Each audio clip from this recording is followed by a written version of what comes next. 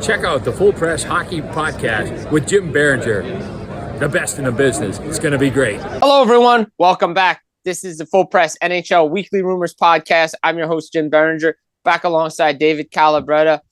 We got a lot of things to discuss, a lot of things happening. First, David, welcome back to the program.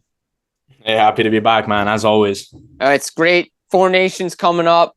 The mini quote-unquote trade deadline is here, and we saw there was a lot of activity.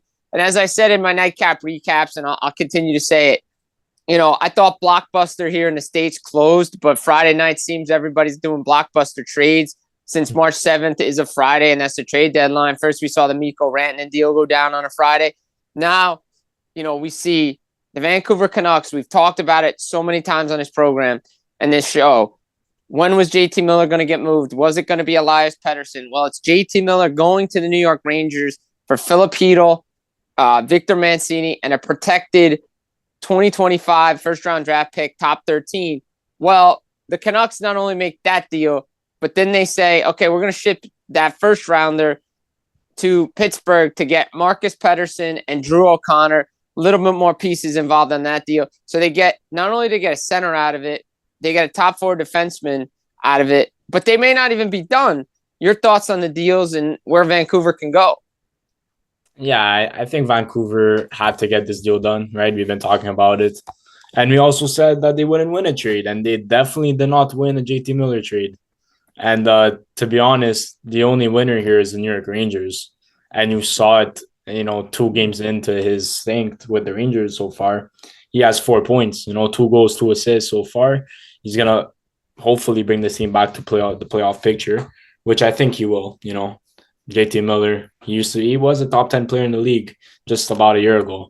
So, like I said, Vancouver had to get it done.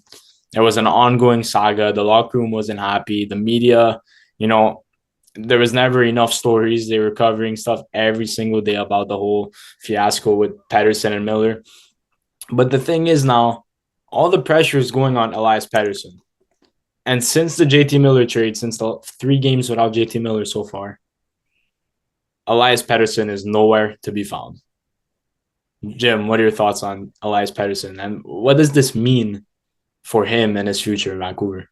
Look, I think the Vancouver Canucks right now, they got their top 4 defensemen and Marcus Pettersson, which they hope to sign, because if you give up a first-round pick to get Pettersson and you don't re-sign him or extend him, this deal even looks worse than it is. Filipino's a good player, and Filipino continues to produce for Vancouver. And I think it changes to Urine, and he's proving, like Capo Caco is in Seattle, that I think the Rangers are going to make a poor decision here, getting rid of players that they didn't put in the right position. But as far as Elias Pettersson, we've seen him go through streaks like this before, right? Before he even signed that 8-year, $11.6 million contract, there were times in seasons where he'd be dealing with something personal or dealing with an injury, and he just wasn't the player he was in his rookie year. Then he had the breakout year. But since he signed that deal, he hasn't been the same player. And again, 3 games with no JT Miller, 0 points, MIA, witness protection. Yet when JT Miller took the leave of absence, he was on fire. Is there too much trade rumors still around him? Because the Canucks have kind of said, you know what, we're going to dial it back a little bit. We're going to let him go find his game. But there are still whispers out there that they still want to move him potentially because, the value. However, the Canucks, if they do decide to do that, they're going to have to retain salary on this one. They were lucky that the Rangers said, okay, yeah, we'll take on $8 million for the next 5 years, because that was a big sticking point. This time, teams are not going to say, hey, we're taking on $11.6 million. You're going to have to pay up. And if you want us to take on, $11.6 million, you better give us another player, another asset. Pettersson has to get his game together, but so do the entire Vancouver Canucks offense, because they haven't been in sync all year. Brock Boeser's on and we'll talk to him in a little bit because I had Rob Simpson on and we talked about the dilemma that they're in with him. Jake DeBrusk is hot and cold, but Pettersson's got to get his game together. What do you think? He's the star player on their team. And, you talked about how he was thriving when Miller won on the absence, but that's because all the talk was on JT Miller. What is he up to? But now the spotlight's on the 25-year-old center. It's on him. And are the lights too bright for Pettersson in Vancouver? I think that's what Alvin and company are looking at right now. And just because Miller got traded, Pettersson, you're not safe. Mm-mm. You are not safe. If anything, you're on trial right now. And if things don't pick up, maybe a deadline trade is a bit too early. But, it might have to be a sooner rather than later scenario because Pettersson's value is dropping by the day. Mm-hmm. And, you link him to these big market teams. I haven't seen much around Montreal, but let's just say a team like Montreal. Do you really think they would want Elias Pettersson? He can't even handle the heat in Vancouver. No. Could you imagine him in the market of Montreal when he goes pointless for 10 straight games? And that's not even just Montreal. That's other teams too. You look at teams that were involved. Boston Bruins. Could he handle a market in Boston where he goes pointless for 10 games? No, I don't think so because Lindholm, right now you don't really hear too much about Elias Lindholm in Boston because he isn't doing much, right? And he's under pressure there because of the big contract that he signed. That's why it made sense.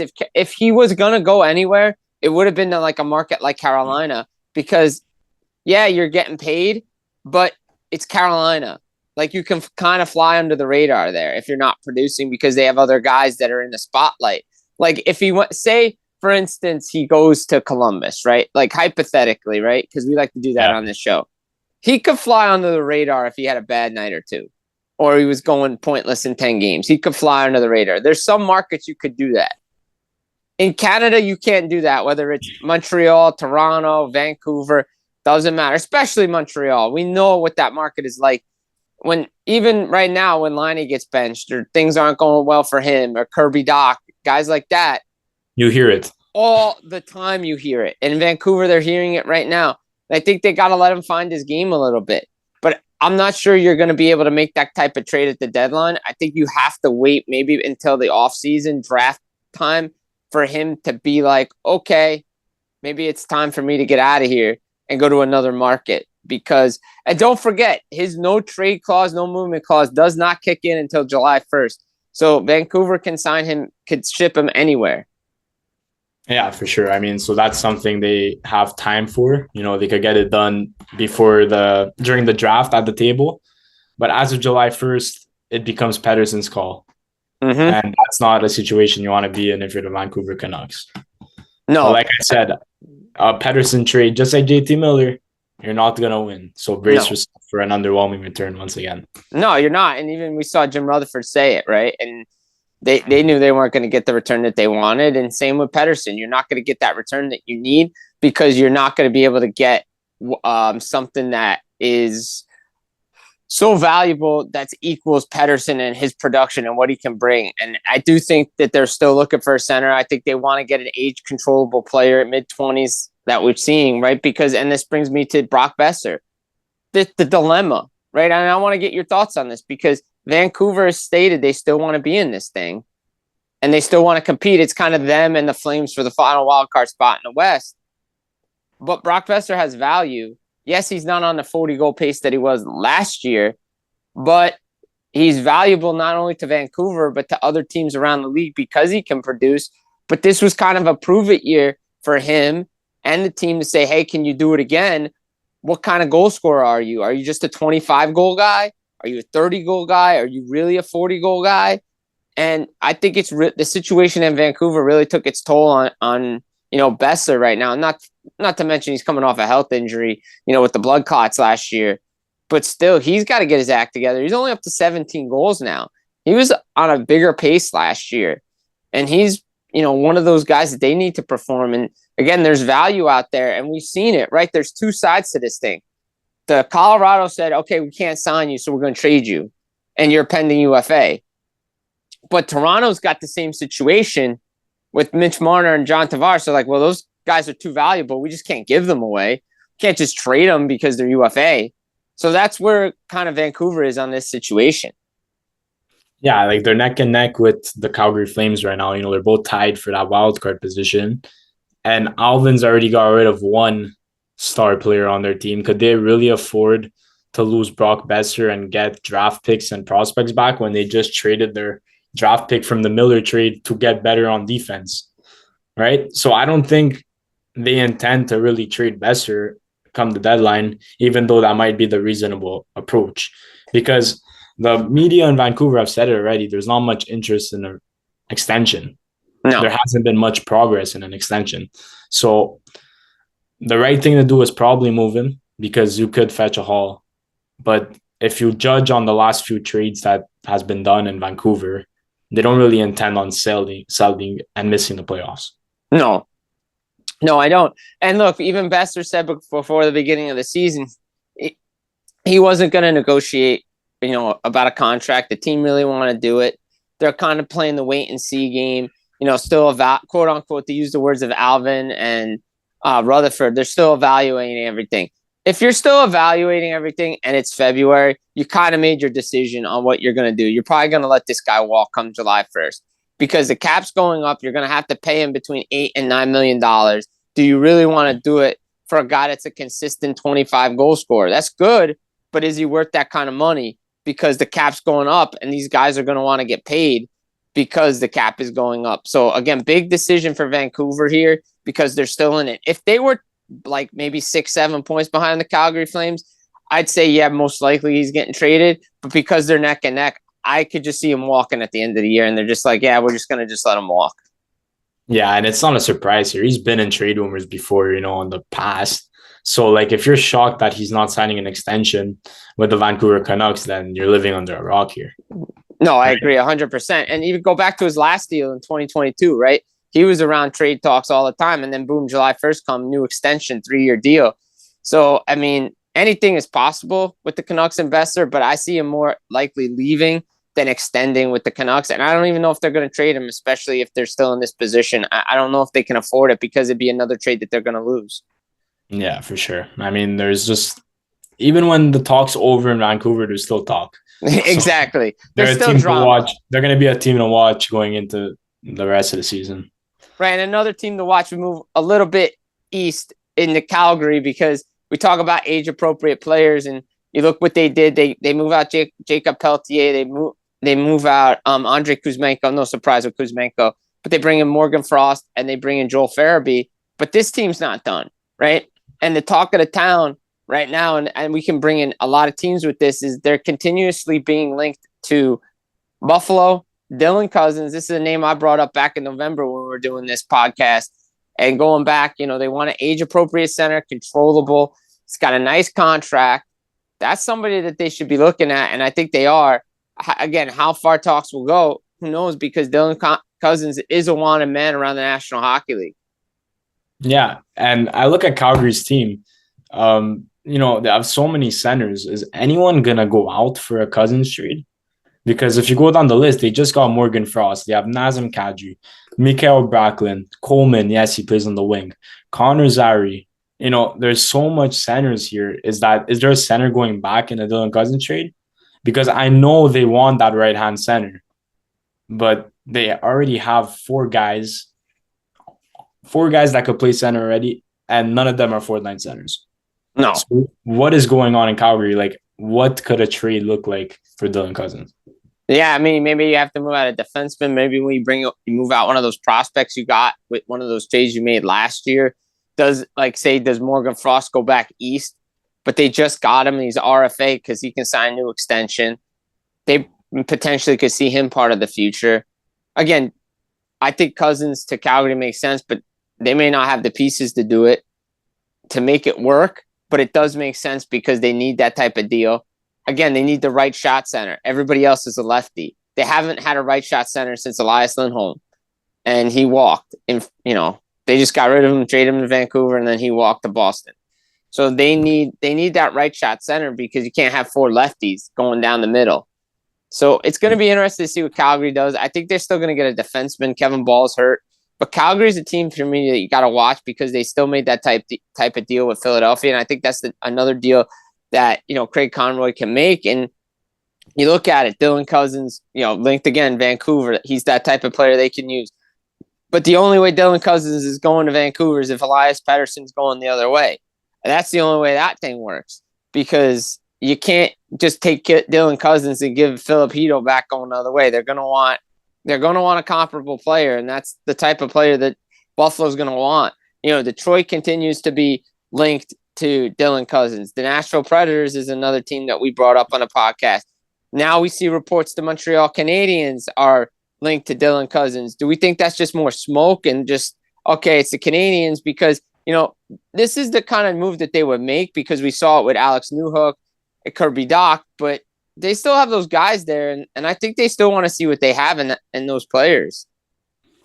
Yeah, I mean, I did report the other day that they want to make another trade like Kirby Dach in 2022, Newhook in 2023, Laine in 2024. So it's not really just smoke. I'm sure they're really looking there, along with other players like Zegras and maybe Casey Middlestad in Colorado. But I think a Dylan Cozens trade would probably have to mean one of Kirby Dach or Alex Newhook is going the other way. That's just what I feel. And I don't know if Kent Hughes is ready to do that right away, just because Kirby Dach is playing his first season back since that ACL there.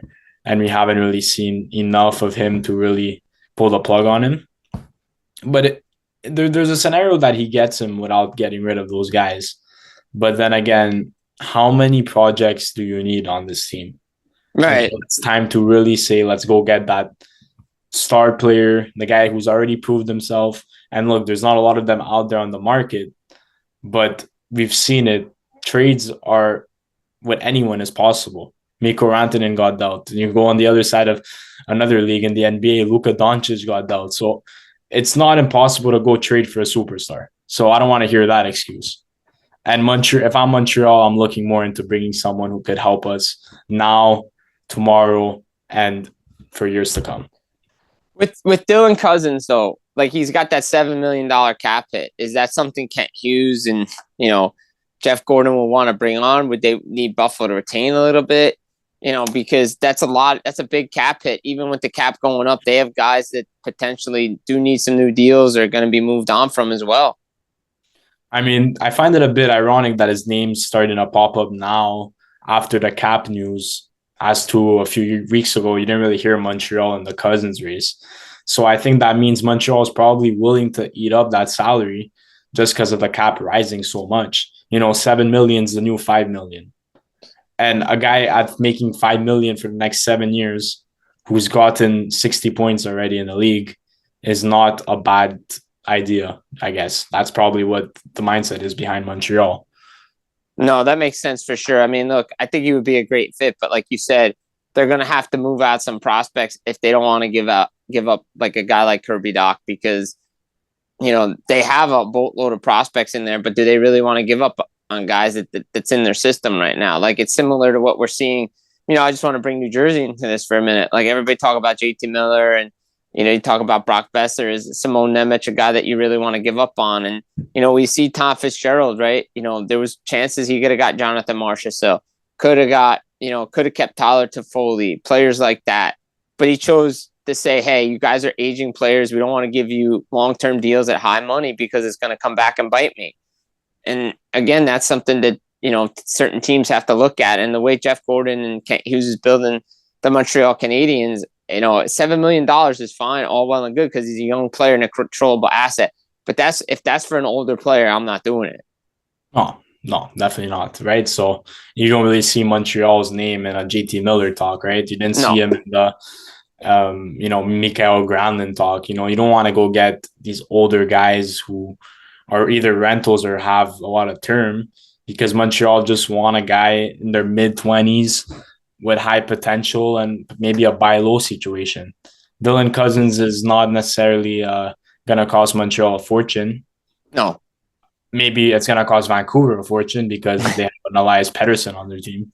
No, it definitely will. If you look across the league and in any other trade, even Detroit or, who else is in the mix? Nashville, Calgary, yeah. It's going to be a draft pick, prospect, or similar player type of trade, right? Right. So Dylan Cozens is actually having quite the down year, and it's been known he's been around on the market for a while. So I don't think it's going to cost necessarily a fortune, and it might be a deal that a team like Montreal would want to take into. Yeah, and then stay one more with the Sabres. Obviously they still have the defenseman. People are looking at Bo Byram and Owen Power, guys like that could potentially be on the move from Buffalo as well. I don't know how much they want to sell off because, again, there's a lot of hesitation. Kevin Adams, you see all these guys leave. They have success other places. Why aren't they doing it in Buffalo? Because right now, Buffalo's won 4 in a row. I mean, it's still in the bottom of the Eastern Conference, but they're playing a little bit better.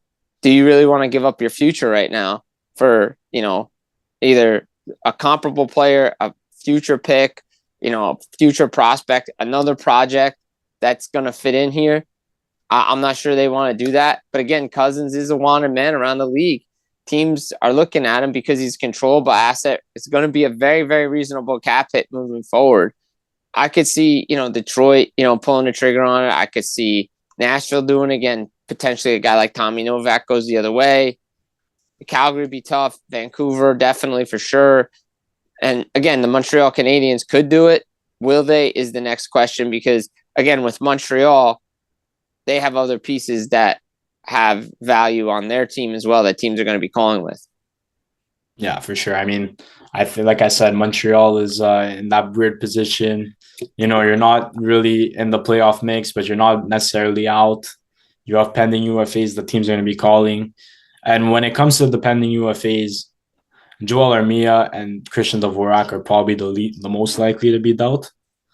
And today I vouched for it. I said Montreal should definitely look into extending Joel Armia because when he's on his game, he is a legit third liner and an elite penalty killer. And he's just amazing puck protector, big body. It's someone a team would love to get. And same thing with Jake Evans and David Savard. They're a bit probably harder to deal because they want to extend in Montreal. The feeling's mutual with management. Evans might want to have to take a team-friendly deal to stay here. And by team-friendly, I mean probably a 5-year deal, $3.5 million. Because if you compare it to the open market, you could probably get 4.5 million, especially with the cap rising. So there's no conclusive answer right now in Montreal what they're going to do. But they're open to everything. Adding, buying, selling, everything. Do they want to make another deal similar to what they did with Alexander Carrier? A 1-for-1? Yeah, something like that, but bring a guy in with term, like a Carrier that had some term left, but that can fit right in right now to help. Yeah, you see, the only thing that comes to mind in a deal like that right now is Dak for Cozens. Yeah. That's something I see, but I maybe it's just me, but I don't imagine Kirby Dak leaving this team so early. No. And I don't know if that's the plan to replace him with Dylan Cozens, but it would definitely shock me if something like that would happen.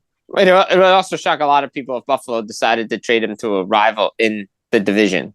Help that team get better. A team that they've always been bunched up with Ottawa, Detroit, Montreal, like those teams climbing in the standings. If Cozens did move, I think he would go west. I think the Buffalo Sabres would want to keep him out of the Eastern Conference because then they're fighting Dylan Cozens every week, like similar to what Sam Reinhart and all that stuff. I don't know if they make that mistake. If he does go, he's going west. That's just me. The price would be higher if he'd go to Montreal or if he'd go to Detroit. Yes, 100%. I think it would be a lot higher if he went there. Habs, I agree with you. I think if they can keep Joel Armia, Jake Evans, and David Savard, they'll do it. Because those guys' locker room and what they mean to this team. But they also have to get those young guys in like Owen Beck because I think it's time for those guys to show what they can do in this lineup. You have a deep prospect pool. I think it's time, especially if, again, you're still playing meaningful hockey, but I think you can still work these guys in, especially a guy like Owen Beck to see what you got. Because if you have something in there, maybe you move on from one of these other players. And like a Christian Dvorak most likely is gone anyway. But Joel Armia has been so good for this team. Jake Evans, so good for this team. Same with David Savard. But those guys are going to command the market because of what they can do, especially Evans and Savard in the playoffs. Yeah, and there was also a talk from Arpin Basu that could teams approach the Habs for Evans and Armia? That would be a great haul for Montreal. Yeah. Right, but maybe teams could be interested in that. They've been one of the, I'm not going to really give them that glory, but they've been probably top 3 best power penalty kill duels this year. No, Other yeah, than absolutely. Markov and Reinhardt, obviously, but Yeah. But I they're mean, in different species. but yeah, but Armia and Evans have played really well this season together, especially penalty killing. You need that in the playoffs down the stretch. So yeah, if you package those two guys together, you get a nice haul, nice return for them. So that's going to be something to watch. And I think something else to watch is the Dallas Stars as well, because Miro Heiskanen out a couple months now, knee surgery. Tyler Seguin we knew was out because of the hip surgery. They have LTIR to play with. Those guys aren't even on that yet, and they still have about $3 million because they get Mikael Granlund, they get Cody Ceci, the much maligned Cody Ceci, who was ran out of Edmonton because they didn't like him. But again, he's on another team that has a chance to win a championship and be in the playoff mix because he's a steady Eddie back there. But I don't think the Dallas Stars are done. I think they're going to look to add up front, and I think they're going to look to add on the back end as well, because the potential of adding they have $13 million potentially in cap space that they can use if those guys go on LTIR. Maybe that's somebody they can look with that has a, some not term, maybe a year left on his deal, or has a big contract that they can hang on to for the end of the year. Yeah, they have a lot of money to spend. And I just feel like it's been, the Granlund deal doesn't signal them being over. And I think they have a big deal brewing. I don't know why. It's just a feeling. Like something like what Vegas did last year with Thomas Hertl. Just an unexpected move like that Dallas uses the money they have, because it's not cheating. It's not beating the rules. Teams done it before. Tampa's done it. Vegas has done it. So it'd be foolish if Dallas don't really look into that, which I think No, because now you have room in your top 6. You have room on your top 4 that you could go get a defenseman that you really, really need. Again, Ristolainen is a name that's out there. I don't know if they would want to bring that on for the next several years because he has term left. But if Philadelphia ate some of that money, why not? That's a guy that would help out their D. You bring in somebody else as well up front. Like, I agree with the Thomas Hertl deal. I think nobody saw that coming out of Vegas. And I still think Vegas isn't done, even though they signed Brandon Saad as a free agent. I think they have something else going too, even though Kelly McCrimmon says it's going to be a quieter deadline. I still think they're going to do something as well. Yeah, quieter from what they did last season, maybe. Yeah, exactly. You're not going to go get Thomas Hertl, but I still think they're going to make trades. Yeah, for sure. I mean, like, what they did last deadline cannot be like topped. So maybe by quieter, it means, okay, we'll do one less deal, or we'll go get a bit less caliber than Thomas Hertl. But no, Vegas are definitely going to be a player at the deadline. But for me, I'm keeping my eyes on Dallas. That's the team to watch when it comes to No, I agree with that. And one more before we wrap it up. We mentioned Miller off the top to the Rangers. Do you think the Rangers are done dealing, or do you think they move some out their players to stay in contention as well? I mean, they did a lot of deals in the last 2-3 months. Chuba, Miller. I feel like I'm missing someone. Capo. Yep. They've done a lot of work, and it wouldn't be crazy to say that they're done. But again, if they could go get a rental scoring winger, another one, you can never have enough, maybe. But like I said, the Rangers, they did a lot of work and to rebuild this locker room. And I think JT Miller was their last big piece, big fish that they went to go get. And if they're going to do moves, it's probably going to be some depth moves for a 20-goal scorer, maybe a shutdown forward, shutdown defenseman. But other than that, I think they're done. No, I agree with that. And again, another New York team to watch are the Islanders, because if they're going to be in it still, and we know Lou keeps them, if they're going to stay in it, Lou's not going to make any moves. In fact, I think Brock Nelson's probably going to stay. And maybe JG Pajot gets moved. But I love how now Kyle Palmieri's not even linked to the Devils anymore, because he was never going there. Tom Fitzgerald doesn't like reunions. And once guys leave, they're not coming back. Outside of Stefan Nason, but that's a different story. So, and Tatar. But again, those are different stories. And Tatar hasn't really played like he did when he was here the first time in 2023 when they made the playoffs and he was kicking butt. But that's besides the point.